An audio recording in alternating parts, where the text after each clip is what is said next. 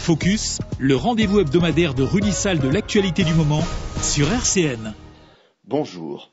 Avant d'inaugurer ce billet d'humeur que j'aurai le plaisir de dire sur l'antenne de RCN chaque lundi matin, je tiens à dédier ce premier numéro de Focus à Evelyne Tebeka, qui nous a quittés en 2017 et qui régulièrement m'invitait dans son émission pour commenter l'actualité.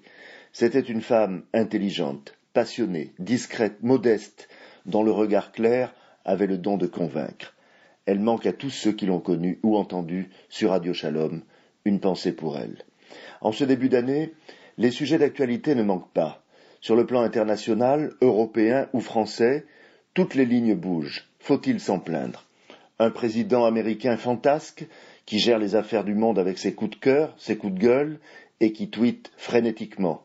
Il y a des risques, notamment quand il décide de ne pas soutenir le plan climat.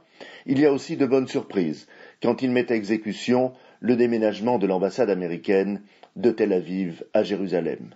Sur le plan européen, entre le Brexit, qui a du mal à aboutir, comme si les Anglais avaient perdu la boussole, la Catalogne, qui veut exister hors de l'Espagne, et l'Allemagne, qui se cherche un gouvernement, à cause de la montée de l'extrême droite, on sent bien le malaise des peuples qui ont le plus grand mal à appréhender les effets de la mondialisation et la perte de repères qui en découle. Enfin, la France, notre pays. Après des années difficiles, suite à la crise économique et financière, puis au quinquennat calamiteux de François Hollande, il semble que l'on commence à voir un bout de ciel bleu. Le chômage est à la baisse, tandis que la croissance est à la hausse. Les réformes sont entreprises, sans heurts et sans manifestation ni blocage. Tout cela repose sur les épaules d'un homme, élu presque par hasard, en tout cas par un concours de circonstances incroyables qui a déjoué tous les pronostics. Emmanuel Macron a su, par son audace, prendre les choses en main et redonner une image positive de notre pays partout sur la planète. Et dans le même temps, les partis politiques vont mal, du Front National à En Marche, du PS aux Républicains, du Centre à la France Insoumise, qui sont globalement rejetés par les Français, qui ne se reconnaissent plus dans leur démarche. L'heure n'est pas à tirer des conclusions. Il est beaucoup trop tôt pour le faire.